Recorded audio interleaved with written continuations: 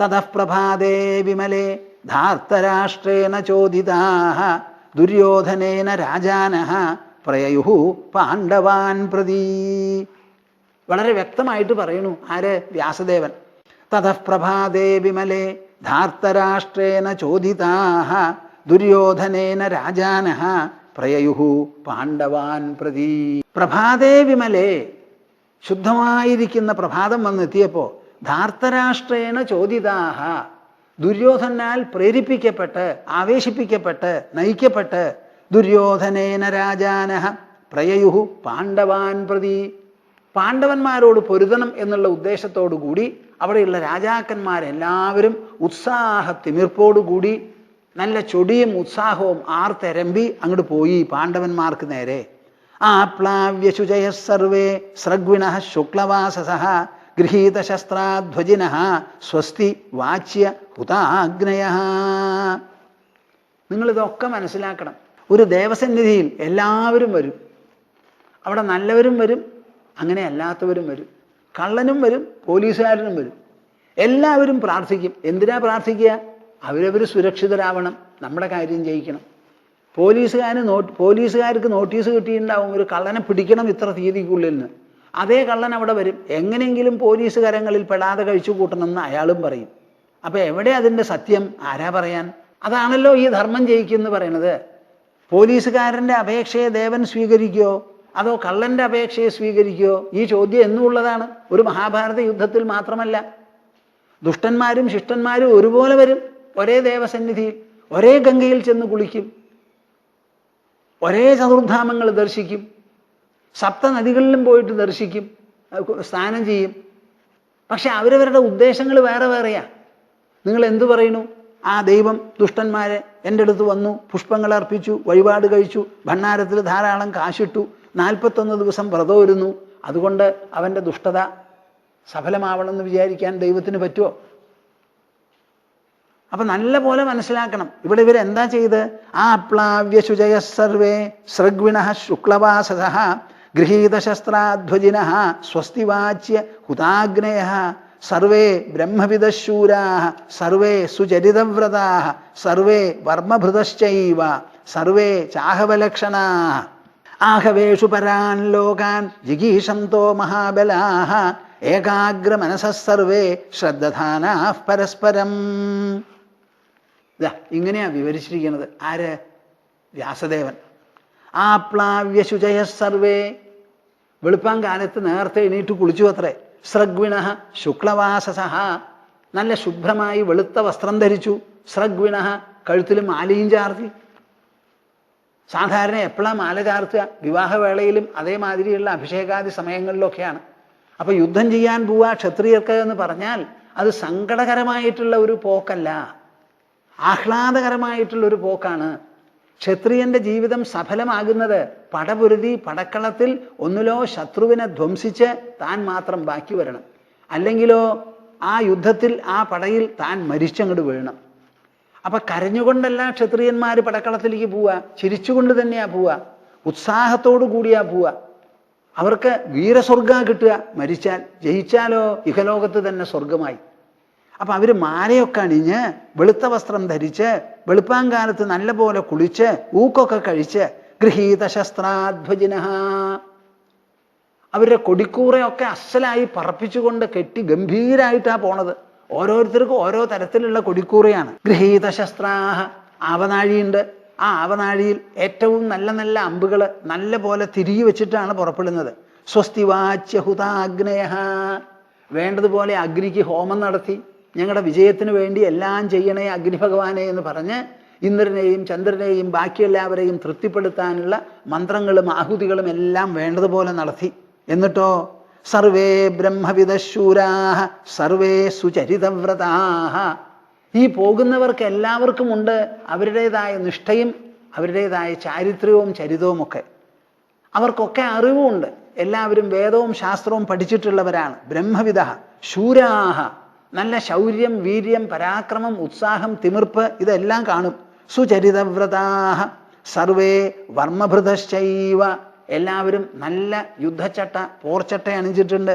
Survey ചാഹവലക്ഷണാഃ, പടക്കളത്തിൽ പോകുമ്പോൾ, പട ചെയ്യാൻ, പടപൊരുതാൻ പോകുമ്പോൾ എന്തെല്ലാം ചിഹ്നങ്ങളും ലക്ഷണങ്ങളും വേണോ അതൊക്കെ അവർ അണിഞ്ഞിട്ടുണ്ട് എന്ന്. ആഹവേഷു പരാൻ ലോകാൻ ജിഗീഷന്തോ മഹാബലാഹ ഏകാഗ്രമനസഃ സർവേ ശ്രദ്ധധാനാഃ പരസ്പരം. നിങ്ങൾ കേൾക്കുന്നുണ്ടോ കൂട്ടരെ ഈ പറയുന്നത്?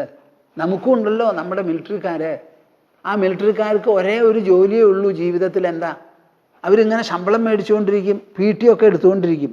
എങ്ങാനും രാജ്യത്തിൽ യുദ്ധം വന്നാൽ, വല്ലപ്പോഴും വന്നാൽ പോവും. അനവധി മിലിറ്ററിക്കാര് ഒരു യുദ്ധം പോലും നേരിടാതെ റിട്ടയർ ചെയ്ത് പെൻഷൻ മേടിക്കുന്നവരുണ്ട്. എന്താ? രാജ്യത്തിനെ ആക്രമിച്ചാൽ മാത്രമല്ലേ അവർക്ക് ജോലിയുള്ളൂ, അതുവരെ ഒന്നുമില്ലല്ലോ. അപ്പം നല്ല മിലിറ്ററിക്കാരന് ഒരു യുദ്ധം ഉണ്ടാവുക എന്ന് പറഞ്ഞാൽ നല്ല കളിക്കാരൻ ഒരു കളിക്കളത്തിലേക്ക് പോകുന്ന മാതിരിയാണ്. ഡ്രാമ അഭിനയിക്കുന്ന ഒരാൾക്ക് നല്ല ഒരു വേദി കിട്ടി, കാണികൾ ബഹുശതമുണ്ട്, അവിടെ പോയി അഭിനയിക്കുന്നത് എങ്ങനെയോ അതുപോലെയാണ് ഈ പടപൊരുതാൻ പോകുന്ന പടയാളികൾക്ക് പടക്കളവും എന്നുള്ളത് നിങ്ങൾ മനസ്സിലാക്കണം. അവരവിടെ പോണത് എങ്ങനെയാ? ആഹവേഷു പരാൻ ലോകാൻ ജിഗീഷന്തോ മഹാബലാഹ. ഒക്കെ മഹാബലന്മാരാ. അവരുടെ മനസ്സിലൊരു ഉദ്ദേശമാണ്. എന്ത്? പരാൻ ലോകാൻ ജിഗീഷന്തോ. പാണ്ഡവ പക്ഷത്തിലുള്ള 7 അക്ഷൗഹിണി, ദുര്യോധന്റെ പക്ഷത്തിൽ 11. ഈ 11നെ നേരിട്ട് ആ 11നെ തോൽപ്പിക്കണം, അല്ലെങ്കിൽ 7നെ തോൽപ്പിക്കണം എന്നുണ്ടെങ്കിൽ എതിരാളികളെ മാത്രമായിട്ട് കൊല്ലാൻ പറ്റില്ല, എതിരാളികൾ നമ്മയും കൊല്ലും. അപ്പം ശരിയായിട്ടുള്ള ഒരു ക്ഷത്രിയൻ, ഒരു പടയാളി പടക്കളത്തിലേക്ക് പോകുമ്പോൾ ആ മനുഷ്യൻ്റെ മനസ്സിലുള്ള ഉദ്ദേശം എന്താകണം? എങ്ങനെ പോയാലും എനിക്ക് നല്ല ലോകം കിട്ടണമെന്നാ. ശത്രുക്കളെ നശിപ്പിച്ച് ഈ ലോകത്തിൽ ജീവിക്കുകയാണെങ്കിൽ അങ്ങനെ, അല്ലെങ്കിലോ പരലോകം കിട്ടും എനിക്ക്. അപ്പം ഏതെങ്കിലും ഒന്ന് കിട്ടും എന്ന് പറഞ്ഞിട്ടാണ് പോണത്. ഇവിടെ വ്യാസദേവൻ പറയാ പരാൻ ലോകാൻ ജിഗീഷന്തോ. അവരുടെ മനസ്സിൽ തോന്നിയത് എന്താ? ഞങ്ങൾക്ക് മരിച്ചതിന് ശേഷം വീരസ്വർഗം എന്ന് പറയുന്നത് മാത്രമേ കിട്ടുള്ളൂ, ഈ പടക്കളത്തിൽ നമ്മൾ ജയിക്കാൻ പോകുന്നില്ല എന്നാണ് അവർക്ക് തോന്നിയത് എന്ന്. കേൾക്കുന്നുണ്ടോ നിങ്ങൾ? ആഹവേഷു പരാൻ ലോകാൻ ജിഗീഷന്തോ മഹാബലാഹ ഏകാഗ്രമനസഃ സർവേ. മനസ്സിൽ നല്ല ഏകാഗ്രതയുണ്ട്. ശ്രദ്ധധാനാഃ പരസ്പരം. അടുത്ത് ആരൊക്കെ വന്നിട്ടുണ്ട്, അവരെത്രത്തോളം കേമന്മാരാണ്, ആരാരോടെല്ലാം പടപൊരുതും, ഇതെല്ലാം മനസ്സിലാക്കി കണ്ണും കൈയും എല്ലാം ആയിട്ടാണ് അവർ പോകുന്നത്. തഥൈവ രാജാ കൗന്ദേയോ ധർമ്മപുത്രോ യുധിഷ്ഠിരഃ ദൃഷ്ടദ്യുമ്ന മുഖാൻ വീരാൻ ചോദയാമാസ ഭാരത. തഥൈവ രാജാ കൗന്ദേയോ ധർമ്മപുത്രോ യുധിഷ്ഠിരഃ ദൃഷ്ടദ്യുമ്ന മുഖാൻ വീരാൻ ചോദയാമാസ ഭാരത. ഇനി ധർമ്മപുത്രൻ്റെ യുധിഷ്ഠിരൻ്റെ ഭാഗത്ത് നടക്കുന്നത് വിവരിക്കുകയാണ്. തഥൈവ അതേപോലെ രാജാ കൗന്ദേയോ, കുന്തിപുത്രൻ യുധിഷ്ഠിരൻ, ധർമ്മപുത്രോ യുധിഷ്ഠിരഃ, അദ്ദേഹം സ്വയം ധർമ്മപുത്രനാണ്, ധർമ്മത്തിൻ്റെ പുത്രനാണ്, ധർമ്മത്തിൻ്റെ അവതാരമൂർത്തിയാ യുധിഷ്ഠിരൻ.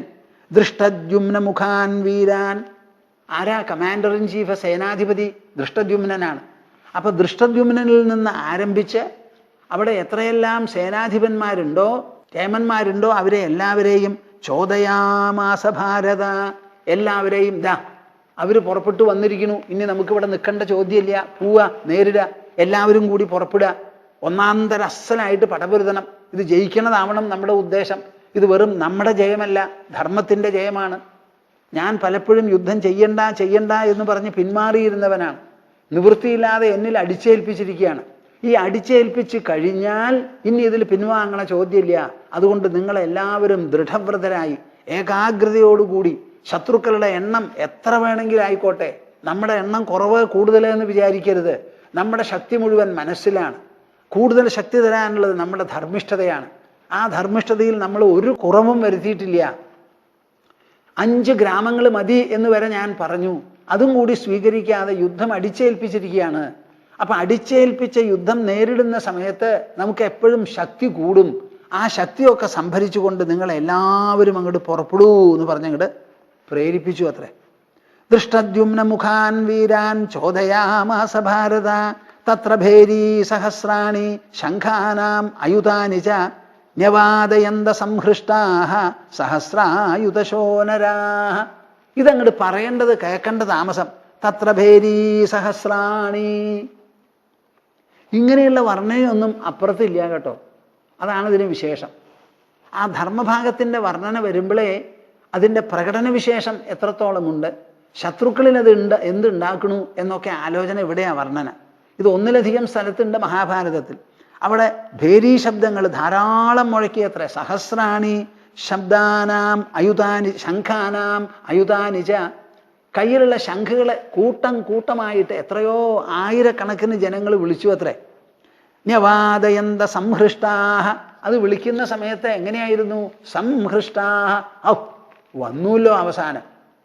നമ്മുടെ ധർമ്മപുത്രൻ യുധിഷ്ഠിരനുണ്ടല്ലോ, ഈ യുദ്ധം നടത്താതിരിക്കാൻ ലാസ്റ്റ് മിനിറ്റ് വരെ, അന്ത്യനിമിഷം വരെ പരിശ്രമിച്ചു കൊണ്ടിരുന്നു. നമ്മളൊക്കെ ഇവിടെ വന്നിട്ട് മടങ്ങിപ്പോണ്ടി വരുന്ന നമ്മുടെ വിചാരമായിരുന്നത്. അവസാനം ഇതാ അദ്ദേഹം സമ്മതിച്ച് സ്വയം നമ്മളോട് പറഞ്ഞ് ഉത്സാഹത്തിമിർപ്പോടുകൂടി മുമ്പിലേക്ക് പോകൂ എന്നിങ്ങനെ ആഹ്വാനം ചെയ്തത് വളരെ നന്നായി എന്ന് വിചാരിച്ച് അത്യാഹ്ലാദത്തോടുകൂടി രോമാഞ്ചത്തോടുകൂടി അവർ കയ്യിലുള്ള ശംഖൊക്കെ വിളിച്ചു അത്രേ. സഹസ്രായുധശോനരാഹ. ശംഖ് വിളിക്കുന്നത് എത്രയാ? ആയിരക്കണക്കിന് ആൾക്കാരാണ്. എല്ലാവരും കൂടി വിളിച്ചു. തത്ര ഭേരീ സഹസ്രാണി ശംഖാനാം അയുധാനി ച ന്യവാദയന്ത സംഹൃഷ്ടാഹ സഹസ്രായുധശോ നരാഹ. ഇനി നാം പ്രവേശിക്കുന്നത് ഭീഷ്മപർവത്തിലാണ്. യഥായുധിരേ വീരാഹ കുരുപാണ്ഡവ സോമകാഹ കുരുക്ഷേത്രേ തപക്ഷേത്രേ ശൃണുത്വം പൃഥിവീപദേ. യഥായുധിരേ വീരാഹ കുരുപാണ്ഡവ സോമകാഹ കുരുക്ഷേത്രേ തപക്ഷേത്രേ ശൃണുത്വം പൃഥിവീപദേ. ഞാൻ ഈ പറയുന്നതിന് വലിയൊരു അർത്ഥവും ഒരു പ്രസക്തിയുമുണ്ട്. അതാ ഒന്നാമത്തെ ശ്ലോകം അവസാനം സമ്മറൈസ് ചെയ്ത് അതിൻ്റെ പ്രസക്തിയൊക്കെ പറയുമ്പോഴാണ്, ഭഗവത്ഗീതയിലത്തെ ഒന്നാമത്തെ ശ്ലോകം പറയുമ്പോഴാണ് നിങ്ങൾക്ക് മനസ്സിലാവുക. ഞാൻ ഈ പറയണത് മുഴുവൻ എന്താ? യുദ്ധം തുടങ്ങാൻ പോവാ. യുദ്ധം ചെയ്തോ ചെയ്തില്ലേ എന്നുള്ള ചോദ്യം അവിടെ വരണില്ല. ആ യുദ്ധത്തിനുള്ള സന്നാഹങ്ങളും അവസാനം ഇരു കൂട്ടരുടെ സൈന്യവും ഉത്സാഹത്തോടുകൂടി തിമിർപ്പോടുകൂടി പോകുന്നതാണ് രംഗം. ആദ്യം പ്രവേശിച്ചത് കുരുക്ഷേത്രത്തിലെ കൗരവന്മാരുടെ പടയാണ്. പിന്നീടാണ് ദൃഷ്ടദ്യുമ്നന്റെ നേതൃത്വത്തിൽ മറ്റവർ നീങ്ങുന്നത്. അവർ രണ്ടുപേരും കുരു പാണ്ഡവ സോമകാഹ.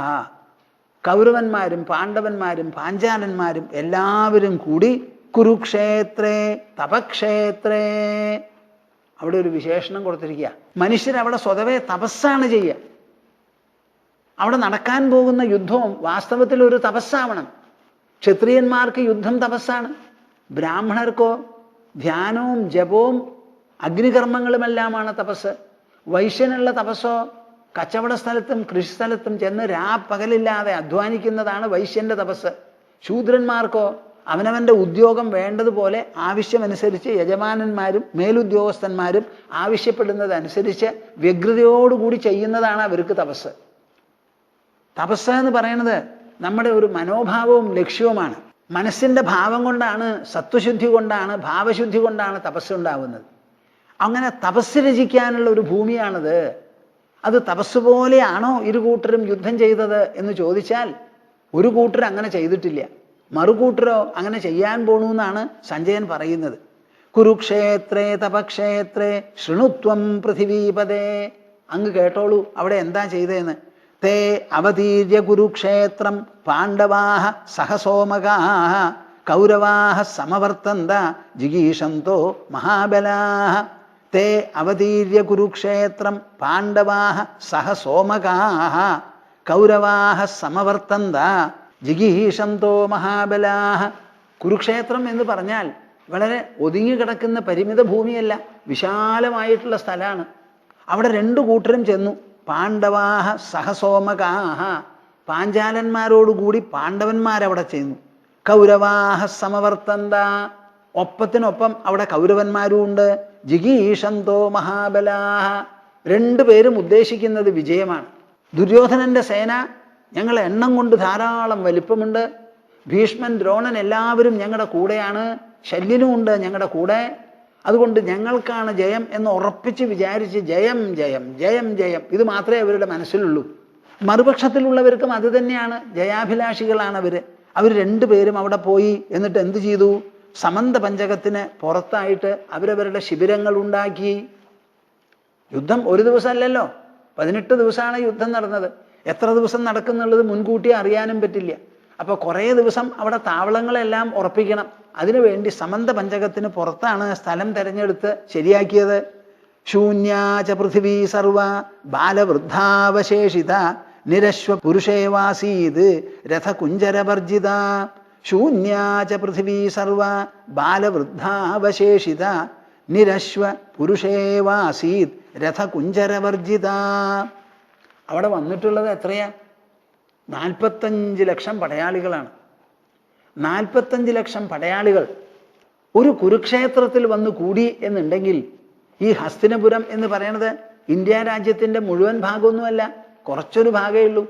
സ്വാതന്ത്ര്യം കിട്ടുന്ന സമയത്ത് തന്നെ നമുക്ക് 600 ചില്ലാനം നാട്ടുരാജ്യങ്ങൾ ഉണ്ടായിരുന്നു അത്ര ഇവിടെ. അപ്പൊ എന്താ അതൊന്ന് മനസ്സിലാക്കേണ്ടത്? കുരുക്ഷേത്രം, ഹസ്തിനപുരം, ഇന്ദ്രപ്രസ്ഥം എന്നൊക്കെ പറയുന്നത് ഓരോരോ രാജ്യങ്ങളാണ്, കൊച്ചു രാജ്യങ്ങളാണ്. ഭാരതഭൂമി എന്ന് പറഞ്ഞാൽ ഹിമാലയം മുതൽക്ക് സമുദ്രപര്യന്തം വിസ്തൃതമായി കിടക്കുന്നതാണ്. അപ്പൊ ഈ പടയാളികൾ മുഴുവൻ അവിടെ അങ്ങോട്ട് വന്നു നിന്നപ്പോ നല്ല ഒരു പോപ്പുലേഷൻ, ഒരു ജനസംഖ്യയാണിത്. വേദവ്യാസർ പറയാണ്, ശൂന്യാച പൃഥിവീ സർവ ബാലവൃദ്ധാവശേഷിത. ആരായി യുദ്ധം ചെയ്യാൻ വരിക? യുവാക്കന്മാര്. അപ്പൊ യുവാക്കന്മാര് മുഴുവൻ അവിടെ കുരുക്ഷേത്രത്തിൽ എത്തിയിട്ടുണ്ട്. ഒന്നുകിൽ പാണ്ഡവ പക്ഷത്തിൽ, അല്ലെങ്കിലോ ദുര്യോധനന്റെ പക്ഷത്തിൽ. ഈ പടയാളികൾ മുഴുവൻ 45 ലക്ഷം പേരവിടെ വന്നു നിന്നപ്പോ നിരശ്വ പുരുഷേവാസീത് രഥകുഞ്ചരവർജിത. പിന്നെ ആ രാജ്യത്തില് ബാലവൃദ്ധാവശേഷിത എന്നാ പറയണത്. കുട്ടികളും വൃദ്ധന്മാരും മാത്രമേ ബാക്കിയുള്ളൂ. യുവാക്കന്മാര് മുഴുവൻ വന്നിരിക്കുന്നു. എവിടെ? പടക്കളത്തിൽ. അത്രയ്ക്ക് വലിയ ഒരു ജനസംഖ്യ, ഒരു സേനാസംഖ്യയാണ് അവിടെ. ശൂന്യാച പൃഥിവീ സർവ ബാലവൃദ്ധാവശേഷിത നിരശ്വ പുരുഷേവാസീത് രഥകുഞ്ചരവർജിത യാവത്തപതി സൂര്യോ ഹി ജംബൂദ്വീപസ്യ മണ്ഡലം താവദേവ സമായാതം ബലം പാർത്ഥിവ സത്തമാ. അവിടെ വന്നിട്ടുള്ള തിരക്കിനെ പറ്റി എന്താ പറയേണ്ടത്? യാവത്തപതി സൂര്യോ ഹി ജംബൂദ്വീപസ്യ മണ്ഡലം. നമ്മുടെ ശാസ്ത്രങ്ങളിലും പുരാണങ്ങളിലും പറയുന്നത് വലിയ വലിയ ദ്വീപുകളെ പറ്റിയാണ്. അതിൽ ജംബൂദ്വീപത്തിൽ പെട്ടതാണ് നമ്മുടെ ഭാരതഭൂമി. ആ ജംബൂദ്വീപം എന്ന് പറഞ്ഞാൽ ഹിമാലയത്തിനൊക്കെ അപ്പുറത്ത് കടന്ന് ദീർഘം വിസ്താരത്തോടു കൂടി കിടക്കുന്നതാ. ഒരവസരത്തിൽ അതിനെപ്പറ്റി ചിത്രീകരിക്കുന്നുണ്ട് മഹാഭാരതത്തിൽ തന്നെ. സമയം കിട്ടിയാൽ ഞാനൊന്ന് പറയാൻ നോക്കാം. ആ ജംബൂദ്വീപത്തിൽ, ജംബൂദ്വീപേ ഭാരതവർഷേ ഭരതഖണ്ഡേ മേരോഹോ ദക്ഷിണേ പാർശ്വേ എന്നാണ് നമ്മുടെ മഹാസങ്കല്പത്തിൻ്റെ ഭാഗം തന്നെ. ആ മഹാസങ്കല്പത്തിൽ ഭാരതഭൂമിയെപ്പറ്റി പരാമർശിച്ച് എവിടെയാണ് നമ്മൾ കൂടിയിരിക്കുന്നത്, ആരുടെ സന്താനങ്ങളാണ്, അതിനെ എങ്ങനെ ചിത്രീകരിക്കുന്നു എന്നുള്ളതിന് ജംബൂദ്വീപേ ഭാരതവർഷേ ഭരതഖണ്ഡേ മേരോഹോ ദക്ഷിണേ പാർശ്വേ എന്ന് പറഞ്ഞിട്ടാണ് സങ്കല്പം. ആ ജംബൂദ്വീപം, അവിടെയുള്ള ജനങ്ങൾ മുഴുവൻ ജംബൂദ്വീപസ്യ മണ്ഡലം, ആ മണ്ഡലത്തിൽ എത്രത്തോളം സൂര്യൻ ഉദിച്ച് സൂര്യകിരണങ്ങൾ വീഴുന്നുവോ അവിടെയുള്ളവരെല്ലാവരും വന്നിട്ടുണ്ടത്രേ. താവദേവ സമായാതം ബലം പാർത്ഥിവ സത്തമാ. അപ്പൊ ഇവിടെ മഹാഭാരത യുദ്ധം നടന്നതില് ഹിമാലയത്തിന് ഇപ്പുറത്തുള്ള ഭൂഖണ്ഡത്തിൽ നിന്ന് മാത്രമല്ല ജനങ്ങൾ വന്നിരിക്കുന്നത്. അതിൽ ചീനക്കാരുണ്ട്, യവനന്മാരുണ്ട്, പലതരത്തിലുള്ള ആൾക്കാരും അവിടെ വന്നിട്ടുണ്ട്. ആ സ്ഥലത്തിൽ നിന്ന് തേഷാം യുധിഷ്ഠിരോ രാജ സർവേഷാം പുരുഷർഷഭ വ്യാധിദേശ സവാഹ്യാനാം ഭക്ഷ്യഭോജ്യമനുത്തമം. തേഷാം യുധിഷ്ഠിരോ രാജ സർവേഷാം പുരുഷർഷഭ വ്യാധിദേശ സവാഹ്യാനാം ഭക്ഷ്യഭോജ്യം അനുത്തമം. ഇത് ഭീഷ്മപർവത്തിൽ 1-ാം അധ്യായത്തിൽ 10-ാമത്തെ ശ്ലോകമാണ്.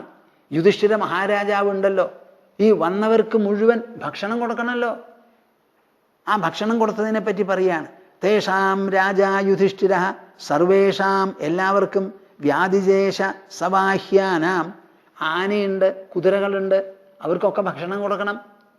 ഒരു യുദ്ധം എന്ന് പറഞ്ഞാൽ ഇന്നും ഇപ്പം ഭാരതത്തിൽ ഒരു യുദ്ധം തുടങ്ങിയാൽ എന്തുമാത്രം ചെലവാ. സൈന്യങ്ങൾ എവിടെയോ അതിർത്തികളിലായിരിക്കും. അവർക്ക് വേണ്ട സാധനങ്ങളൊക്കെ റെഗുലറായിട്ട് എത്തിക്കണം.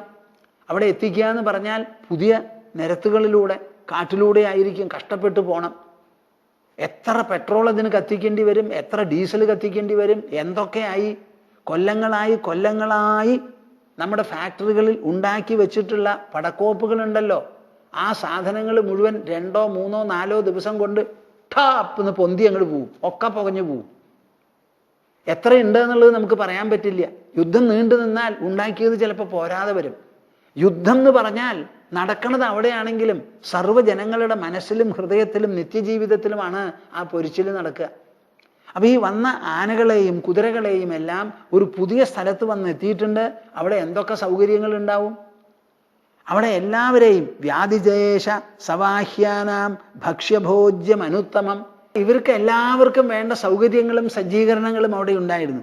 ശയ്യാശ്ച വിവിധാസ്താദ തേഷാം രാത്രൗ യുധിഷ്ഠിരഃ ഏവം വേദി വേദിതവ്യഃ പാണ്ഡവേയോ അയമിത്യുത. അവർക്ക് കിടക്കാനുള്ള സാമഗ്രികൾ, പിന്നെ ധരിക്കാനുള്ള വസ്ത്രങ്ങൾ, ഇതെല്ലാം കൊടുത്തതിൽ പ്രത്യേകിച്ചൊരു പോയിന്റ് വേദവ്യാസൻ പറയുകയാണ്. പാണ്ഡവേയോ അയമിത്യുത, അതെല്ലാം പാണ്ഡവസേനയ്ക്കുള്ളതാണെന്ന് വ്യക്തമായി അറിയത്തക്ക വിധത്തിലാണ് അത്രേ കൊടുത്തത്. അപ്പൊ ഇത് മുഴുവനും തുന്നിക്കൂട്ടുമ്പോഴും തെക്കുമ്പോഴും എല്ലാം അതിനുള്ള മുൻകരുതൽ എടുത്തിട്ടുണ്ട് എന്നല്ലേ നമ്മൾ മനസ്സിലാക്കേണ്ടത്.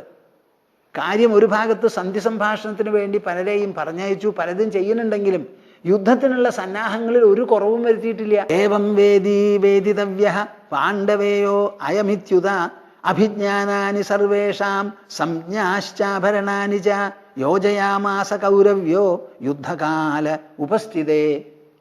ആ യുദ്ധകാലം വന്നതോടുകൂടി എത്രയാ അവിടെ സേനകള്? 45 ലക്ഷം.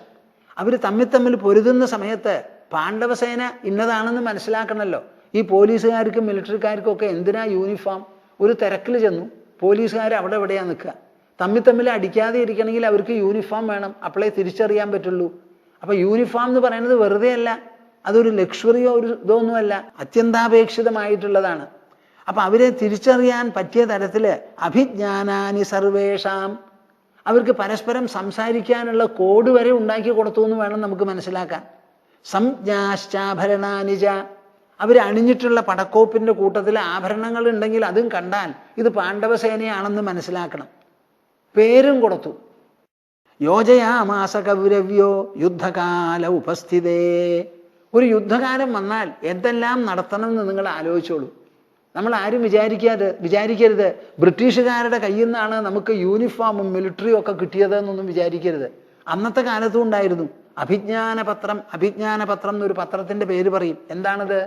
നമ്മുടെ പാസ്പോർട്ട് പോലെ, ഒരു സംസ്ഥാനത്തിൽ നിന്ന് ഇനി ഒരു സംസ്ഥാനത്തിലേക്ക് പോകുന്ന പോലെ, ഒരു രാജ്യത്തിൽ നിന്ന് ഇനി ഒരു രാജ്യത്തിലേക്ക് പോകണമെങ്കിൽ ഒരു അഭിജ്ഞാന പത്രവും കൊണ്ടാ പോവുക. ഈ ആള് ഇന്ന സ്ഥലത്ത് നിന്ന് വരുന്ന ആളെന്നുള്ള ഒരു ഐഡന്റിഫിക്കേഷൻ, തിരിച്ചറിയൽ കാർഡ്. അതേമാതിരിയുള്ള എല്ലാ കാര്യങ്ങളും യുധിഷ്ഠിരൻ ഭംഗിയായിട്ട് ചെയ്തു.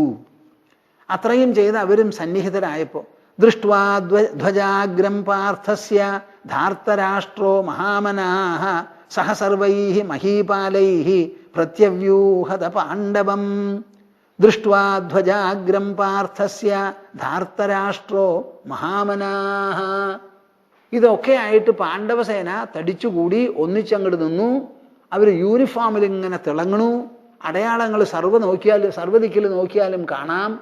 അതിലൊക്കെ ഉയർന്നു നിൽക്കണു. അതാ കപിധ്വജം. ഹനുമാനാണ് ആ അടയാളത്തില്, ധ്വജത്തില്. ആരുടെയാ അത്? അർജുനന്റെ. ആ കപിധ്വജം ഉയർന്നു നിൽക്കുന്നത് കണ്ട് ധാർത്തരാഷ്ട്രോ മഹാമനാഹ, ദുര്യോധന കാര്യം മനസ്സിലായി, ഇത് അർജുനന്റെ രഥാണെന്ന്. സഹസർവൈഃ മഹീപാലൈഃ പ്രത്യവ്യൂഹത പാണ്ഡവം.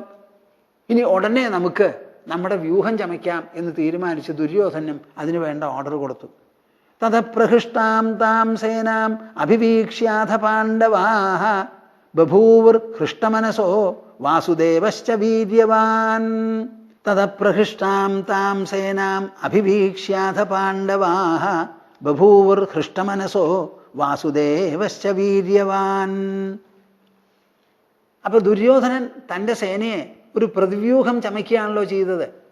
അതൊക്കെ കണ്ടപ്പോ പാണ്ഡവസേനയ്ക്ക് വളരെ സന്തോഷമായി.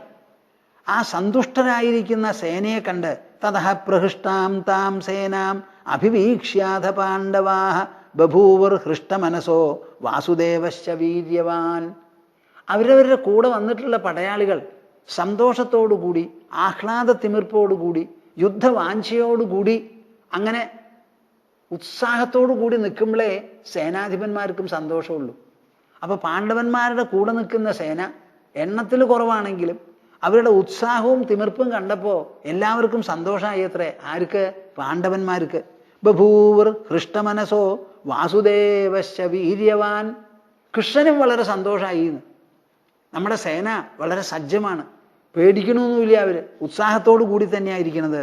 തതോ ഹർഷം സമാഗമ്യ വാസുദേവ ധനഞ്ജയൗ ദദ്മതുഃ പുരുഷവ്യാഘ്രൗ ദിവ്യൗ ശംഖൗ രഥേ സ്ഥിതൗ. എല്ലാവരും ഇങ്ങനെ ഉത്സാഹം അങ്ങനെ എരമ്പി അലതല്ലിക്കൊണ്ടിരിക്കുകയാണ്. ആ സമയത്ത് ഇവർ സന്തോഷം വരുമ്പോൾ കൂടുതൽ ഉത്സാഹം നൽകാൻ, ആ ഉത്സാഹം കണ്ട് സന്തോഷിക്കണമെന്ന് മനസ്സിലാക്കാനും വേണം ഒരു അക്നോളജ്മെന്റ്. ഇത് രണ്ടും കൊടുക്കാൻ വേണ്ടിയിട്ട് എന്ത് ചെയ്തു? തതോ ഹർഷം സമാഗത്യ, വളരെ സന്തോഷം രോമാഞ്ചമുണ്ടായി അത്രേ. വാസുദേവ ധനഞ്ജയൗ, ആർക്ക്? കൃഷ്ണനും ധനഞ്ജയനും അർജുനും. ദദ്മതുഃ പുരുഷവ്യാഘ്രൗ ദിവ്യൗ ശംഖൗ രഥേ സ്ഥിതൗ. അവരുടെ രഥത്തിൽ നിന്നുകൊണ്ട്, ആ കപിധ്വജമുള്ള രഥമുണ്ടല്ലോ, ആ രഥം കൃഷ്ണനാണ് തെളിക്കുന്നത്. ആ രഥത്തിൽ നിന്നുകൊണ്ട് രണ്ടുപേരും പുരുഷവ്യാഘ്രൗ ദിവ്യൗ ശംഖൗ ദദ്മതുഃ, ദിവ്യമായിരിക്കുന്ന രണ്ട് ശംഖ, അവരുടെ കയ്യിലുള്ള ശംഖെടുത്ത് അസലായിട്ട് അങ്ങോട്ട് വിളിച്ചു അത്രേ. ആ ശംഖൂതി. യഥാ സിംഹസ്യ നദതഃ സ്വനം ശ്രുത്വേതരേ മൃഗാഃ ത്രസേയുർനിനദം ശ്രുത്വാ തഥാ സീതത തദ്ബലം. യഥാ സിംഹസ്യ നദതഃ സ്വനം ശ്രുത്വേതരേ മൃഗാഃ. ഒരു സിംഹം വല്ലാതെ ഒരു അലർച്ച അങ്ങോട്ട് അലറിയുന്നുണ്ടെങ്കിൽ കാട്ടിൽ എന്തുണ്ടാവും? ആ അലർച്ച കേട്ടാൽ പേടിക്കാത്ത വനജന്തുക്കളും ജീവികളും ഇല്ല. സിംഹത്തിൻ്റെ അലർച്ചയ്ക്ക് അത്ര ശക്തിയാണത്രേ. അതുപോലെ ത്രസേയുർനിനദം ശ്രുത്വാ തഥാ സീതത തദ്ബലം. ആ ദുര്യോധനന്റെ പ്രതിവ്യൂഹമുണ്ടല്ലോ അപ്പുറത്ത്, ഈ അലർച്ച അങ്ങോട്ട് കേട്ടപ്പോൾ എല്ലാവർക്കും പേടിയായി, പേടിച്ചു അത്രേ. ഇവിടെ ശംഖ് വിളിച്ചത് എത്ര ആളാ? 2 ആളേ ഉള്ളൂ. അവരുടെ രഥത്തിൽ നിന്നിട്ടാണ് വിളിച്ചത്. വലിയ പെരുമ്പറയൊന്നും അടിച്ചിട്ടില്ല. യഥാ സിംഹസ്യ നദതഃ സ്വനം ശ്രുത്വേതരേ മൃഗാഃ ത്രസേയുർനിനദം ശ്രുത്വാ തഥാ സീതത തദ്ബലം. ഉദതിഷ്ഠത് രജോ ഭൗമം ന പ്രാജ്ഞായത കിഞ്ചന അസ്തംഗത ഇവ ആദിത്യേ സൈന്യേന സഹസാവൃതേ. ഉദതിഷ്ഠത് രജോ ഭൗമം ന പ്രാജ്ഞായത കിഞ്ചന അസ്തംഗത ഇവ ആദിത്യേ സൈന്യേന സഹസാവൃതേ. ഞാനിവിടെ എന്താ പറയുന്നത്? ധർമ്മക്ഷേത്രേ കുരുക്ഷേത്രേ സമവേദായുയുത്സവഃ മാമകാഃ പാണ്ഡവാശ്ചൈവ കിമകുർവത സഞ്ജയ. ആ ചോദ്യത്തിന് മറുപടിയാണ്. അഭൂതപൂർവമായിട്ടുള്ള യുദ്ധം. ലോകം തന്നെ ഇതുമാതിരി ഒരു യുദ്ധം കണ്ടിട്ടില്ല. സഹോദരന്മാർ തമ്മിലാണ് യുദ്ധം, ഗുരുശിഷ്യന്മാർ തമ്മിലാണ് യുദ്ധം, മുത്തശ്ശൻ പൗത്രൻ തമ്മിലാണ് യുദ്ധം. ഇങ്ങനെ ഒരു യുദ്ധം ആരെങ്കിലും കണ്ടിട്ടുണ്ടോ? ആ യുദ്ധത്തില് ഉദതിഷ്ഠത് രജോ ഭൗമം ന പ്രാജ്ഞായത കിഞ്ചന. ആ സൈന്യത്തിന്റെ നീക്കവും പരസ്പരം ഉള്ള ആ പ്രതികരണവും പ്രതിപ്രതികരണവും എല്ലാമായി 18 അക്ഷൗഹിണി സേനയാണ് അവിടെ, 45 ലക്ഷം. അവരുടെ അനക്കം കൊണ്ട് ഭൂമിയിൽ നിന്നങ്ങോട്ട് പൊടിപടലം ഉയർന്നു അത്രേ, കനപ്പെട്ട പൊടിപടലം.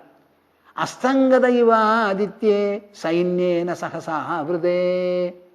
സൂര്യൻ അസ്തമിച്ചാൽ എന്നതുപോലെയായി ആ പൊടിപടലം, കനത്ത പൊടിപടലം മുകളിലേക്ക് അങ്ങോട്ട് ഉയർന്ന് സൂര്യനൊന്നും പ്രഭയില്ലാതെയായി അത്രേ, മേഘം വന്ന് മൂടിയതുപോലെ.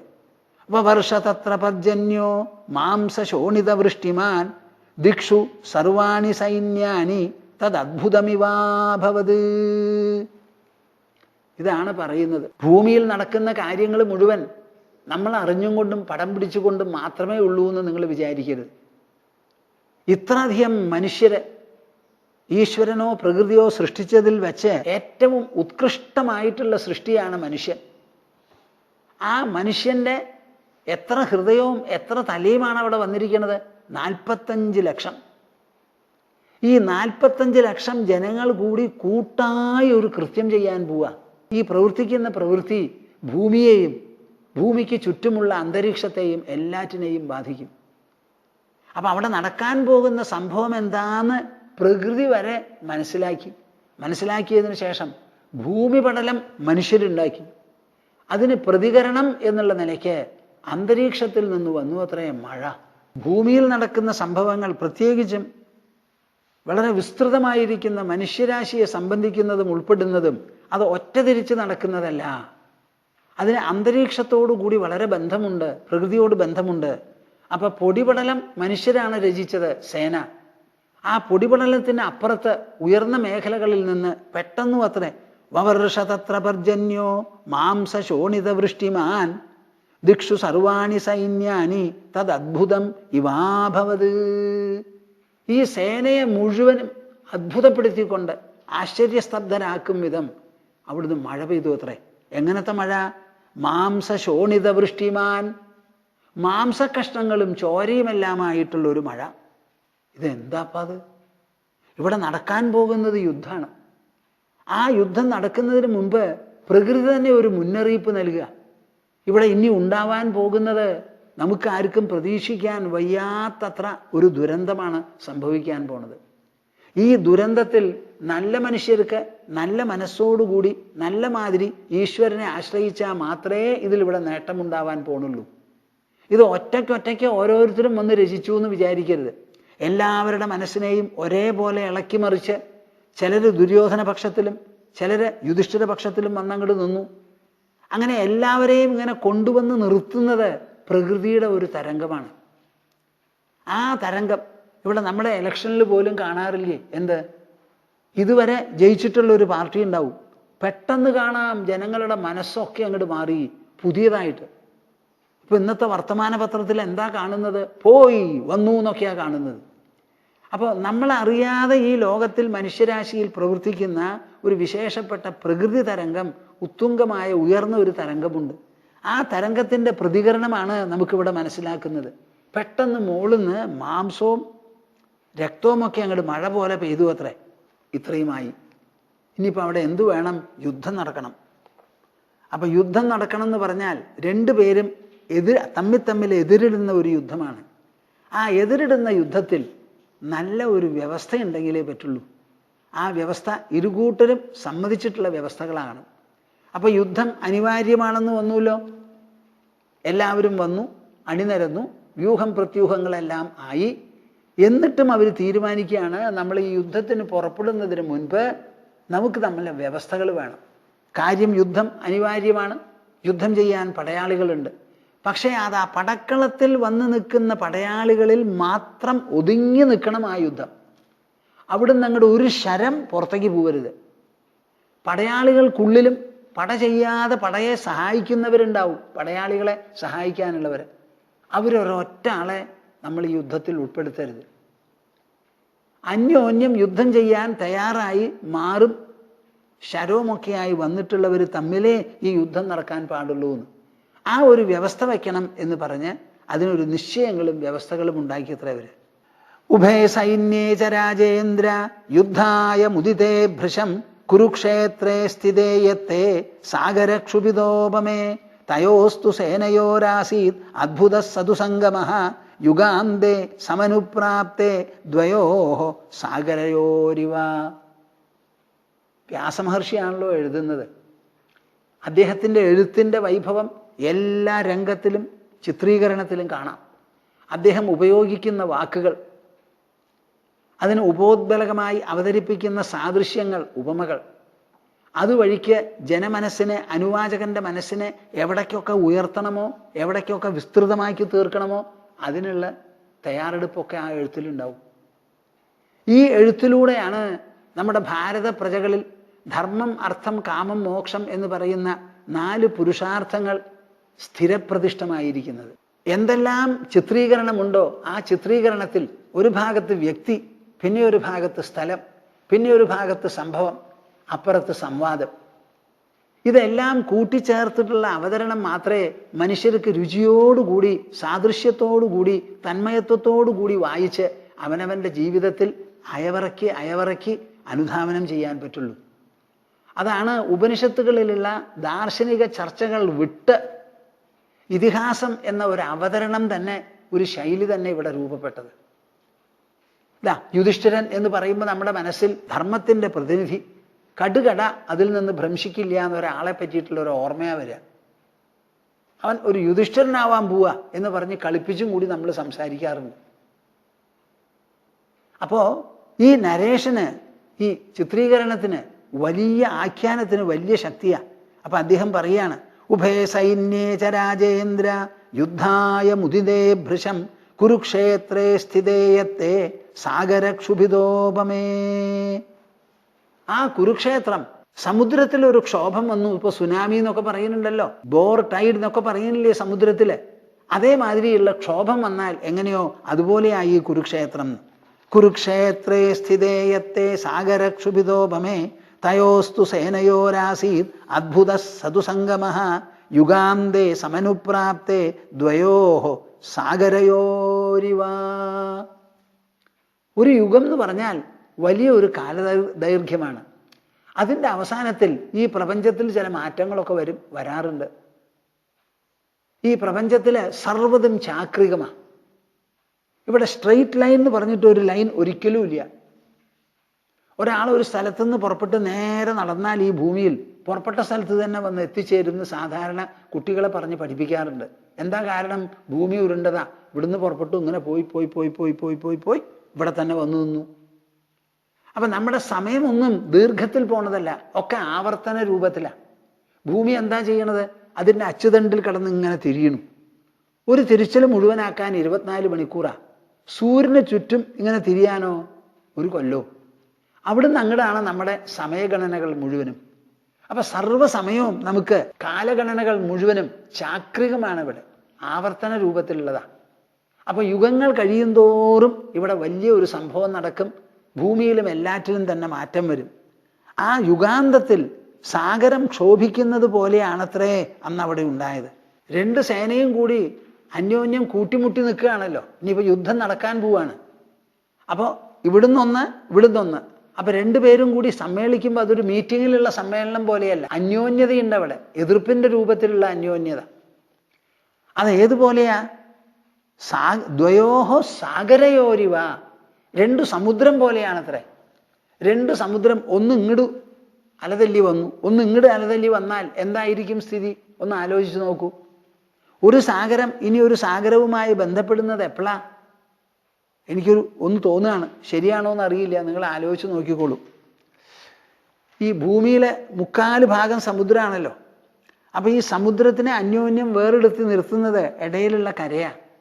അതിൽ ഏതാണ്ട് ഒരു കര എങ്ങാനും ഒരു സ്വല്പം പൊട്ടി ഒരു വിടവുണ്ടായി ഉയർന്നു നിൽക്കുന്ന സമുദ്രതലം താഴത്ത് നിൽക്കുന്നിടത്തേക്ക് ഒലിച്ചങ്ങോട്ട് വരാൻ തുടങ്ങിയ എന്തായിരിക്കും സ്ഥിതി എന്ന് അറിയാൻ പറ്റുമോ?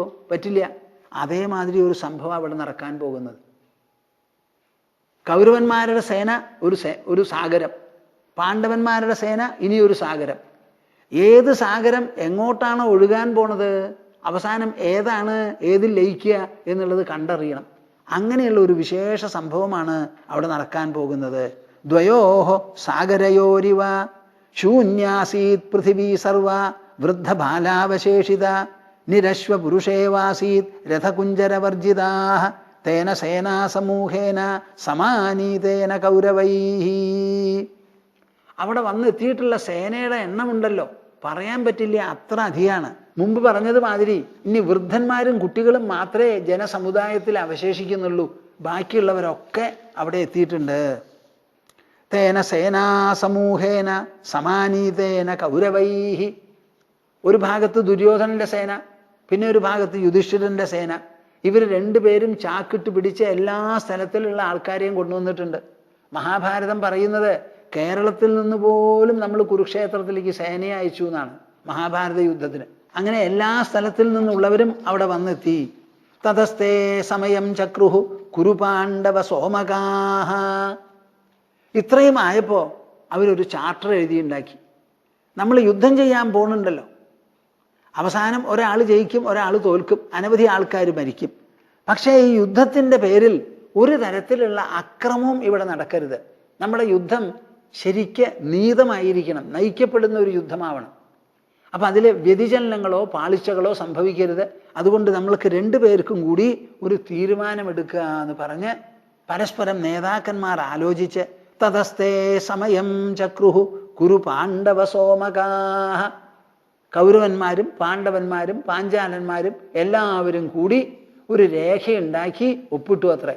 ഇന്നത്തെ കാലത്ത് പറയാറില്ലേ, ട്രേഡ് എഗ്രിമെൻ്റ് ഉണ്ടാക്കി, അമ്യൂണിഷൻ എഗ്രിമെൻ്റ് ഉണ്ടാക്കി എന്നൊക്കെ ഓരോ എഗ്രിമെൻ്റ് പറയുന്നുണ്ടല്ലോ. അതേമാതിരി രണ്ടുപേരും കൂടി ആലോചിച്ചൊരു തീരുമാനത്തിലെത്താൻ പുറപ്പെട്ടു. ധർമാൻ സംസ്ഥാപയാമാസുഹു യുദ്ധാനാം ഭരതർഷഭ നിവൃത്തേ വിഹിതേ യുദ്ധേ സ്യാത് പ്രീതി ന പരസ്പരം. കേൾക്കുന്നുണ്ടോ നിങ്ങൾ? കേൾക്കുന്നുണ്ടോ? ധർമാൻ സംസ്ഥാപയാമാസുഹു യുദ്ധാനാം ഭരതർഷഭ. ധർമാൻ സംസ്ഥാപയാമാസുഹു, അവര് അടുത്ത നിമിഷം മുതൽ ചെയ്യാൻ പോകുന്ന യുദ്ധത്തിൽ എന്തെല്ലാം ആയിരിക്കണം, ഇരു കക്ഷികളും സമ്മതിച്ചിട്ടുള്ള വ്യവസ്ഥകളും മുറകളും നിഷ്ഠകളും നിയന്ത്രണങ്ങളും. നിവൃത്തേ വിഹിതേ യുദ്ധേ സ്യാത് പ്രീതി ന പരസ്പരം. കാലത്തെണീറ്റാൽ അമ്പും വില്ലുമായി നമ്മൾ പടപൊരുതും. വൈകുന്നേരം സൂര്യാസ്തമനത്തിന് മുമ്പോടുകൂടി ആ പട നിർത്തിക്കഴിഞ്ഞാൽ നമ്മളിൽ രണ്ടുപേരിലും ശത്രുതയുണ്ടാവരുത്. പരസ്പരം പ്രീതിയാണ് വേണ്ടത്. എതിരാളി നല്ല പോലെ പടപൊരുതിയാൽ അത് കണ്ട് നമ്മൾ ആസ്വദിക്കണം, അനുമോദിക്കണം, അഭിനന്ദിക്കണം. പടക്കളത്ത് വരുമ്പോഴോ നിന്നെ ഞാൻ പൊടിയാക്കും എന്ന് പറഞ്ഞോളൂ, വിരോധമില്ല. അമ്പും വില്ലും താഴത്ത് വെച്ച് സൂര്യാസ്തമനം അങ്ങോട്ട് ആയാൽ നമ്മൾ തമ്മിൽ സ്നേഹിതന്മാരാവണം. ആദ്യത്തെ വ്യവസ്ഥയാണ്. പ്രേക്ഷകരെ, ഇതാണ് ഇന്ത്യ, ഇതാണ് ഭാരതം. അതാണ് നമ്മുടെ ഭാരതത്തിന് പുണ്യഭാരതം എന്ന് പറയുന്നത്. ഇത് എഴുതുക മാത്രമല്ല, നടന്നു, നടത്തി, അത് കണ്ടു, മനസ്സിലാക്കി, ഓർമ്മ വെച്ച് ബാക്കിയുള്ളവർക്ക് പഠിപ്പിക്കുകയാണ്. 5151 കൊല്ലമായി ഈ ചരിത്രരേഖ, ഈ സാഹിത്യം, ഈ മൂല്യഗ്രന്ഥം മനുഷ്യന്റെ മനസ്സിലും ബുദ്ധിയിലും തത്വമൂല്യ സിദ്ധാന്തങ്ങൾ, തൻ്റെ പെരുമാറ്റം, തൻ്റെ ചിന്താഗതി, തൻ്റെ സമ്പർക്കം, തൻ്റെ ലക്ഷ്യം, ഇതെല്ലാം ഉദ്ബോധിപ്പിച്ചുകൊണ്ട് നമ്മെ അനുസരിപ്പിക്കാനുള്ള ഈ ഗ്രന്ഥം 5151 കൊല്ലമായി നമ്മുടെ ഇടയിൽ ആരാധിക്കപ്പെട്ട്, അനുധാവനം ചെയ്ത്, അനുസരിക്കപ്പെട്ട് വലിയ ഒരു നിധിയായി നാം ഹൃദയത്തിലും മസ്തിഷ്കത്തിലും പേറി വരിക. എത്ര വിശേഷപ്പെട്ടതാണെന്ന് ആലോചിച്ചോളൂ. യുദ്ധം ചെയ്യാൻ പുറപ്പെടുന്നതിന് മുൻപ് അവർ പറയാണ്, വൈകുന്നേരമായി യുദ്ധം നിർത്തിയാൽ നമ്മൾ സ്നേഹിതന്മാരും ജ്ഞാതികളും ആവണമെന്ന്. പകല് മുഴുവൻ ശത്രുക്കളും ആയിക്കോട്ടെ, വിരോധമില്ല. യുദ്ധം എന്ന് പറയുന്നത് എന്തിനാ? തനിക്ക് പടപൊരുതാനുള്ള പാടവം പ്രദർശിപ്പിക്കാനുള്ള ഒരു രംഗമാണ് പട. കുട്ടിക്കാലം മുതൽക്ക് ഞാനടക്കം ആട്ടക്കുളം കളിച്ചിട്ടുണ്ട്. ആട്ടക്കുളം കളിക്കുമ്പോൾ എങ്ങനെയാ, ഒരാൾ വേറൊരാളുടെ അടുത്ത് പിടിച്ച് കീഴടക്കാൻ നോക്കും. അത് പറഞ്ഞിട്ട് കളി കഴിഞ്ഞാൽ നമ്മൾ ശത്രുക്കളാ? അല്ലല്ലോ. അതുപോലെയാണ് യുദ്ധം. ധർമാൻ സംസ്ഥാപയാമാസുഹു യുദ്ധാനാം ഭരതർഷഭ നിവൃത്തേ വിഹിതേ യുദ്ധേ സ്യാത് പ്രീതി ന പരസ്പരം. നമ്മൾക്ക് പരസ്പരം പ്രീതി ഉണ്ടാവണം. യഥാപരം യഥായോഗം ന ച സ്യാത് കസ്യചിത് പുനഃ വാചായുദ്ധ പ്രവൃത്താനാം വാചൈവ പ്രതിയോധനം നിഷ്ക്രാന്താഃ പൃതനാമധ്യാത് ന ഹന്തവ്യാഃ കദാചന. യഥാപരം യഥായോഗം ന ച സ്യാത് കസ്യചിത് പുനഃ. യഥാപരം യഥായോഗം ന ച സ്യാത് കസ്യചിത് പുനഃ. ഒരിക്കലും നമ്മുടെ ഭാഗത്ത് നിന്ന് അന്യായമുണ്ടാവരുത്. കാര്യം ഇദം പ്രഥമമായിട്ടുള്ള ഒരു യുദ്ധമാണ്. അനവധി ജനങ്ങളും പടയാളികളും ഇവിടെ വന്നിട്ടുണ്ട്. എന്തു തന്നെ ആയാലും ശരി, ഒറ്റ ഒരുത്തൻ ഇവിടെ അന്യായം പ്രവർത്തിക്കരുത് എന്ന്. എന്താണ് ഈ അന്യായം? ന്യായവിരുദ്ധമായിട്ടുള്ളത്. ആ ന്യായവിരുദ്ധത എന്തൊക്കെയാ, ന്യായം എന്താണെന്നാണ് പിന്നെ ചിത്രീകരിക്കുന്നത്. അതിലാണ് രണ്ടുപേരും കൂടി ഒപ്പിടാൻ പോണത്. വാചായുദ്ധ പ്രവൃത്താനാം വാചൈവ പ്രതിയോധനം. ഒരാൾ വാക്കുകൊണ്ട് ശത്രുവിനെ നോക്കി കണ്ടമാനം പറഞ്ഞു എന്നിരിക്കട്ടെ, അതിന് വാക്കുകൊണ്ട് വേണം മറുപടി പറയാൻ. വാക്കുകൊണ്ട് മാത്രമേ ഒരാൾ പറയാൻ പോകുന്നുണ്ടെങ്കിൽ അത് വാക്കുകൊണ്ട് നേരിട്ടോളൂ. നിഷ്ക്രാന്താഃ പൃതനാമധ്യാത് ന ഹന്തവ്യാഃ കദാചന. യുദ്ധക്കളത്തിൽ നിന്ന് പുറത്തങ്ങോട്ട് കിടന്നാൽ ആ ആളെ കൊല്ലാൻ പാടില്ല. യുദ്ധം ചെയ്യാൻ, എതിരാളികളെ നേരിടാൻ യുദ്ധസാമഗ്രികളോടുകൂടി, ആയുധങ്ങളോടുകൂടി, തീർപ്പോടുകൂടി വന്ന് ഞാൻ പടപൊരുതാം, എന്നോട് പൊരുതാനുള്ളവർ വന്നോളൂ എന്ന് പറഞ്ഞ് ആ വെല്ലുവിളിച്ചുകൊണ്ട് വന്ന് നിൽക്കുന്നവരെ മാത്രമേ പടപൊരുതി കൊല്ലാൻ പാടുള്ളൂ. അവരത് വിട്ട് പുറത്തങ്ങോട്ട് ചെന്ന് കഴിഞ്ഞാൽ അയുക്തമായി ഒന്നും ചെയ്തു പോകരുത്. പടക്കളത്തിൽ പടയുടെ ഭാഗമായി കൊല്ലലാവാം, ഉപദ്രവിക്കലാവാം, അത് വിട്ടുപാടില്ല. രഥീച രഥിനായോധ്യോ ഗജേന ഗജധൂർഗതഃ അശ്വേനാശ്വീ പദാദിശ്ച പദാതാനേവ ഭാരത രഥീച രഥിനായോധ്യോ. നമ്മുടെ പടയിൽ യുദ്ധത്തിൽ എന്തൊക്കെ ഉണ്ടാവും? കാലാൾപ്പട, അത് കഴിഞ്ഞാൽ കുതിരപ്പട, പിന്നെ ഗജം, ആനപ്പട, ഇങ്ങനെ പലതരവും ഉണ്ടല്ലോ. അതിൽ കാലാൾപ്പടയുണ്ട്, രഥികളുണ്ട്, ആനയുണ്ട്. രഥീച രഥിനായോധ്യോ. രഥത്തിലാണ് ഒരാൾ വന്നതെന്ന് പറഞ്ഞാൽ ആ ആള് രഥികളോട് കൂടിയേ പടപൊരുതാൻ പാടുള്ളൂ. ആ ആളുടെ ശരമോ അമ്പോ ഒരു കാലാളുടെ നേരെ പുറത്ത് പോകരുത്, ആനയുടെ നേരെയും പോകാൻ പാടില്ല എന്ന്. രഥീച രഥിനായോധ്യോ ഗജേന ഗജധൂർഗത. ആനപ്പടകൾ തമ്മിൽ യുദ്ധമാകാം, ആനയും കുതിരയും കൂടി പാടില്ല, ആനയും മനുഷ്യനും കൂടി പാടില്ല. അശ്വേനാശ്വീ പദാതിശ്ച പദാതാനേവ ഭാരത. കുതിരപ്പടയാളോട് കൂടിയേ പൊരുതാൻ പാടുള്ളൂ. അതുമാതിരി വെറുതെ നിലത്തിൽ നിന്ന് യുദ്ധം ചെയ്യുന്ന ആൾ, കാലാൾപ്പടകൾ തമ്മിലേ പാടുള്ളൂ. യഥായോഗം യഥാകാമം യഥോത്സാഹം യഥാബലം സമാഭാഷ്യ പ്രഹർത്തവ്യം ന വിശ്വസ്തേ ന വിഹ്വലേ. തരാതരക്കാരോട് വേണം പടപൊരുതാൻ. ആ പടപൊരുതുന്ന സമയത്ത് വെല്ലുവിളിച്ച് പടപൊരുതാം, വേണ്ടതുപോലെ സംസാരിച്ചോട്ടെ, ഉത്സാഹത്തിനും ബലത്തിനും ഇഷ്ടത്തിനും എല്ലാം അനുസരിച്ച് ചെയ്യാം. പക്ഷെ ഒരു കാര്യമുണ്ട്, ന വിശ്വസ്തേ ന വിഹ്വലേ. ദയയ്ക്ക് അധീനനാകുന്ന സമയത്ത് ആ ആളെ യുദ്ധം ചെയ്യരുത്. കയ്യിലുള്ള അമ്പും വില്ലും നഷ്ടപ്പെട്ടു എന്ന് പറയുന്ന സമയത്ത് ആ സമയത്ത് നമ്മൾ എതിർക്കാൻ പാടില്ല. അപ്പൊ എല്ലാറ്റിനും ഒരു വ്യവസ്ഥയുണ്ട്. ഏകേന സഹ സംയുക്ത പ്രപന്നോ വിമുഖസ്തഥ ക്ഷീണശസ്ത്രോ വിവർമാച ന ഹന്തവ്യ കദാചന. ഏകേന സഹ സംയുക്ത, എയും ബിയും കൂടി യുദ്ധം ചെയ്യാണ്. അതിലെ എ ബിയോട് പൊരുതുന്ന സമയത്ത് ആ ബിയുടെ കൂടെ അനവധി ആൾക്കാരുണ്ടാവാൻ പാടില്ല, അതുപോലെ എയുടെ കൂടെയും പാടില്ല എന്ന്. അപ്പം ആ ഒരു അന്യോന്യത്വം എല്ലാ സ്ഥലത്തും വേണം, തുല്യതയും ഒരു നിലയ്ക്ക് വേണം. അങ്ങനെ വേണം പടപൊരുതാൻ. അപ്പോൾ ഒരാളോട് അനവധി ആൾ കൂടി പടപൊരുതാൻ പാടില്ല. പ്രപന്നോ വിമുഖസ്തത. എന്തെങ്കിലും തരത്തിലൊരു ആശ്രയ ബുദ്ധിയോടുകൂടി ദീനത വന്നാൽ ആ ആളോട് പടപൊരുതരുത്. വിമുഖനായി തീർന്നു ഒരാള്, പടപൊരുതി എനിക്ക് വയ്യാന്ന് പറഞ്ഞ് മടങ്ങിപ്പോവുകയാണെങ്കിൽ ആ ആളെയും നമ്മൾ ഒരിക്കലും യുദ്ധം തോൽപ്പിക്കാനോ പോകാൻ പാടില്ല. ക്ഷീണശസ്ത്രോ വിവർമാച. അതുമാതിരി കയ്യിലുള്ള അമ്പും വില്ലും പോയി എല്ലാം കഴിഞ്ഞു എന്ന് വന്നാലോ ആ സമയത്ത് നമ്മൾ പൊരുതരുത്. വിവർമാച, പടച്ചട്ട അണിഞ്ഞു, അതിന് എന്തെങ്കിലും തകരാറ് വന്നു പൊളിഞ്ഞു പോയി എന്നുണ്ടെങ്കിൽ ആ സമയത്ത് ആ ആളെയും കൊല്ലാൻ പാടില്ല എന്ന്. നോക്കൂ, ഇതാണ് ധർമ്മയുദ്ധം എന്ന് പറയുന്നത്. ഇതിനൊക്കെ വിധേയമായിട്ടാണ് യുദ്ധം നടന്നത്. ന സൂതേഷു ന ധുര്യേഷു ന ച ശസ്ത്രോപയാനിഷു ന ഭേരീ ശംഖവാദേഷു പ്രഹർത്തവ്യം കഥഞ്ജന. ന സൂതേഷു ന ധുര്യേഷു ന ച ശസ്ത്രോപനായിഷു. സൂതന്മാര്, തേര് തെളിക്കുന്നവര്, അവരെ അമ്പെയ്ത് നമ്മളൊന്നും ചെയ്യാൻ പാടില്ല. അപ്പോൾ ഒരു പടയാളിക്ക് ശരം വിട്ടാൽ മാത്രം പോരാ, ആ ശരം ആരുടെ നേരെ തൊടുക്കണു എന്ന് ശ്രദ്ധിക്കണം. രഥത്തിൽ അവിടെ പിന്നിൽ നിന്ന് യുദ്ധം ചെയ്യുവനെ മാത്രമേ പടപൊരുതി തോൽപ്പിക്കാൻ പാടുള്ളൂ. തേരാളിയെ നമ്മൾ ഒന്നും ചെയ്യാൻ പാടില്ല. ന സൂതേഷു ന ധുര്യേഷു. യുദ്ധസാമഗ്രികൾ, ആവനാഴിയാവട്ടെ, അമ്പാകട്ടെ, അങ്ങനെ പല സാധനങ്ങൾ, വെള്ളം കുടിക്കണമെങ്കിൽ വെള്ളം, സാമഗ്രികൾ, ഇതൊക്കെ കൊണ്ടുവരുന്ന ഭാരവാഹികളുണ്ടല്ലോ, അവരെയും നമ്മൾ ആക്രമിക്കരുത്. ശസ്ത്രോപനായുഷു. ശസ്ത്രങ്ങൾ കൊണ്ടുതരുന്നവരെയും ഉപദ്രവിക്കരുത്. ന ഭേരീ ശംഖവാദേഷു. ഭേരി മുഴക്കുക, ശംഖ് മുഴക്കുക, വാദ്യങ്ങളെല്ലാം കൊട്ടുക, അങ്ങനെയുള്ള ആൾക്കാരും പടക്കളത്തിൽ ഉണ്ടാവും സമീപങ്ങളിൽ. അവരെ ഒരൊറ്റ ആളെ ആക്രമിക്കാൻ പാടില്ല. ന പ്രഹർത്തവ്യം കഥഞ്ജന. ഒരു തരത്തിലും പാടില്ല. അതൊക്കെ വലിയ ദുർബലതയും ചതിയും ഭീരുത്വമാണ്.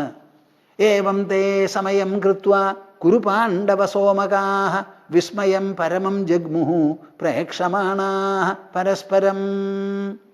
ഏവം തേ സമയം കൃത്വാ കുരു പാണ്ഡവ സോമകാഃ വിസ്മയം പരമം ജഗ്മുഃ പ്രേക്ഷമാണാഃ പരസ്പരം. നോക്കൂ, അവരുടെ എല്ലാവരുടെയും കൈയിങ്ങനെ തുടിക്കുക ചെയ്യണത് യുദ്ധം ചെയ്യാൻ. അങ്ങനെ എല്ലാവരും ആ ഉത്സാഹത്തിൻ്റെ തിമിർപ്പ്, ഉജ്ജ്വലതയോടുകൂടി നിൽക്കുമ്പോൾ അതിൽ ചില സേനാനായകന്മാരെല്ലാവരും കൂടി നമുക്കൊരു മീറ്റിംഗ് കൂടുക, ഒരു യോഗം കൂടുക എന്ന് പറഞ്ഞ് വിളിച്ച് ഇങ്ങനെ ഒരു ചാർട്ടർ എഴുതി ഉണ്ടാക്കി 2 പേരും ഒപ്പിട്ടു എന്നാണ് പറയണത്. ഇങ്ങനെ ചെയ്യാവൂന്ന്. ഇതൊക്കെ യുദ്ധത്തിന് മുമ്പ് യുദ്ധക്കളത്തിൽ വെച്ച് നടക്കുന്നതാ. ഏവം തേ സമയം കൃത്വാ വിസ്മയം പരമം ജഗ്മുഹു പ്രേക്ഷമാണാഹ പരസ്പരം. ഇതൊക്കെ കഴിഞ്ഞിട്ട് എത്ര ശത്രുതയുണ്ടെങ്കിലും ഇങ്ങനെ പാടുള്ളൂ എന്നുള്ളൊരു തീരുമാനം. അപ്പം ആ മനസ്സിൻ്റെ വൈഭവം നിങ്ങളൊന്ന് ആലോചിച്ച് നോക്കൂ. സാധാരണ ശത്രുക്കളെ കണ്ടാൽ കുത്താനാ പോവുക. അതിൻ്റെ ഇടയിൽ നമുക്ക് രണ്ടുപേർക്കും കൂടി ഒരു തീരുമാനം എഴുതി ഉണ്ടാക്കുക എന്ന് പറഞ്ഞ് പരസ്പരം തീരുമാനം എടുക്കുമ്പോൾ ഒരു സഹിഷ്ണുതയൊക്കെ വേണമല്ലോ. ആ സഹിഷ്ണുത പ്രദർശിപ്പിക്കാൻ പറ്റുമോ എന്ന് ചോദിച്ചാൽ യുദ്ധമര്യാദയിൽ പെട്ടതാണത്. നിവിശ്യച മഹാത്മാനഃ തതസ്തേ പുരുഷർഷഭാഃ ഹൃഷ്ടരൂപാഃ സുമനസോ ബഭൂവു സഹസൈനികാഃ. ഈ എഗ്രിമെൻ്റൊക്കെ എഴുതി തയ്യാറാക്കിയതിന് ശേഷം, നിശ്ചയവും സമയമൊക്കെ കഴിഞ്ഞതിന് ശേഷം അവരെല്ലാവരും യഥാസ്ഥാനങ്ങളിലേക്ക് ചെന്നിട്ടോ വളരെ സന്തോഷം. നമ്മൾ യുദ്ധം ചെയ്യാൻ പോണു, അതിൽ പ്രത്യേകമായ ചില വ്യവസ്ഥകളൊക്കെ രൂപീകരിച്ചിട്ടുണ്ട്. ഇന്ന ആൾക്കാരെ നമ്മൾ ഉപദ്രവിക്കരുത്, നേരിട്ട് വരുന്ന തുല്യശത്രുക്കളോടെ പടപൊരുതാൻ പാടുള്ളൂ. ഈ തീരുമാനമൊക്കെ കഴിഞ്ഞ് സന്തോഷത്തോടുകൂടി നല്ല മനസ്സോടുകൂടി എല്ലാവരും അവരവരുടെ സേനയോടുകൂടി ചേർന്ന് യഥാസ്ഥാനത്ത് നിന്നു അത്രേ. യുദ്ധം തുടങ്ങിയെന്ന് ആരും വിചാരിക്കരുത്. ആ സമയത്താണ് ധർമ്മക്ഷേത്രേ കുരുക്ഷേത്രേ സമവേദായുയുത്സവ മാമകാഃ പാണ്ഡവാശ്ചൈവ കിമകുർവത സഞ്ജയ. ആ ശ്ലോകത്തിന് വലിയ അർത്ഥമാണ്. മഹാഭാരതത്തിൻ്റെ രചയിതാവ് വ്യാസദേവനാണ്. പക്ഷെ ഒരു കാര്യം നമ്മളെല്ലാവരും ഓർക്കുന്നില്ല, അല്ലെങ്കിൽ ഓർത്തത് പോരാ. എന്താ? വ്യാസദേവൻ വിവരിക്കുന്നത് അദ്ദേഹത്തിൻ്റെ തന്നെ വംശചരിത്രമാണ് എന്നുള്ളത് നിങ്ങൾ ആരും മറക്കരുത്. ഞാൻ പല ദിക്കിലുമായിട്ട് പറയുകയാണ്, 8 തലമുറയുടെ അനുഭവമാണ് അദ്ദേഹം വിവരിക്കുന്നത്. ഒരു ചരിത്രകാരൻ നടന്നുപോയ സംഭവങ്ങളെ വിവരിക്കുന്നത് മാതിരിയല്ല. തൻ്റെ കണ്ണിൻ്റെ മുൻപിൽ കണ്ടുകൊണ്ടിരിക്കുന്നതും കേട്ടതുമായിട്ടുള്ള ചരിത്രങ്ങൾ ജീവിതത്തിൽ സ്വാനുഭവം എന്നുള്ള നിലയ്ക്കാണ് വിവരണം. എന്തിന് ഞാനിത് പറയണു? ഈ യുദ്ധം വന്നു കൂടി. അതിൽ പ്രധാനപ്പെട്ട ഒരാൾ ആരാ? ധൃതരാഷ്ട്രൻ. ആ ധൃതരാഷ്ട്രനുള്ള ഒരു വിശേഷം എന്താ? അന്ധനാണ്, കണ്ണ് കാണില്ല. പല സംഗതികളും നടക്കുന്നുണ്ട്. അഭൂതപൂർവമായ യുദ്ധവും വന്നെത്തിക്കഴിഞ്ഞു. അപ്പോൾ വേദവ്യാസന് തോന്നി ധൃതരാഷ്ട്രൻ ആരാ? തൻ്റെ തന്നെ മകനാ. അപ്പം മകൻ്റെ അടുക്കലേക്ക് ഒരു നിലയ്ക്ക് അച്ഛൻ ചെല്ലുന്ന മാതിരി തന്നെ ചെന്നു. വ്യാസദേവന് ജനിച്ച കുട്ടിയെന്ന് പേരിന് പറയാം എന്നല്ലാതെ വ്യാസദേവൻ ഈ കുട്ടികളെ വളർത്തേ അവരുടെ പരിരക്ഷണത്തിന് വേണ്ടി എന്തെങ്കിലും തരത്തിൽ ലഭ്യമാകുക ഒന്നും ചെയ്തിട്ടില്ല. അദ്ദേഹത്തിൻ്റെ പാട്ടിൽ തപസ്വിയായിട്ട് കുടീരത്തിൽ കഴിഞ്ഞുകൂടാണ്. അപ്പോൾ ഈ യുദ്ധം അങ്ങോട്ട് വന്നപ്പോൾ അതിൻ്റെ ഗൗരവവും നിർണായകത്വവും ഒക്കെ മനസ്സിലാക്കി ധൃതരാഷ്ട്രൻ്റെ അടുക്കലേക്ക് വന്നിട്ട് അദ്ദേഹം പറയുകയാണ്, തേഷു കാലപരീതേഷു വിനശ്യസ്വേവ ഭാരത കാലപര്യായമാജ്ഞായ മാസ്മശോകേ മനഃകൃതാഃ. ഒരു യുദ്ധം എന്ന് പറഞ്ഞാൽ എന്താ? പരസ്പരം 2 ചേരികൾ നിന്നങ്ങോട്ട് പൊരുതാണ്. ഈ യുദ്ധത്തിൻ്റെ പരിസമാപ്തി എന്താ?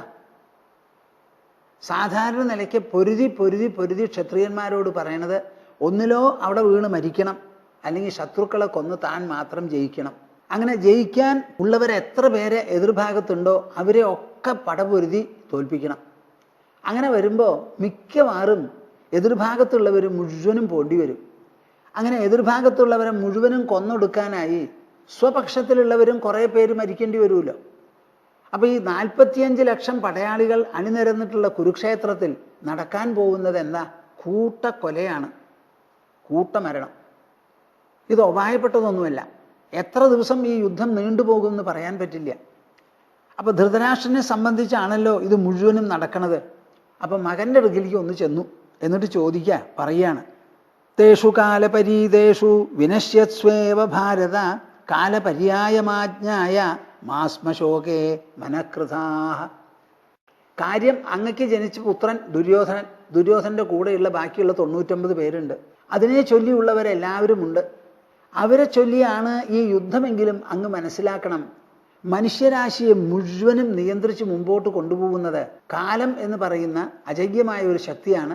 മനുഷ്യരാശിയെ മുഴുവനും തെളിച്ച് ഇങ്ങനെ കൊണ്ടുപോകുന്നത്.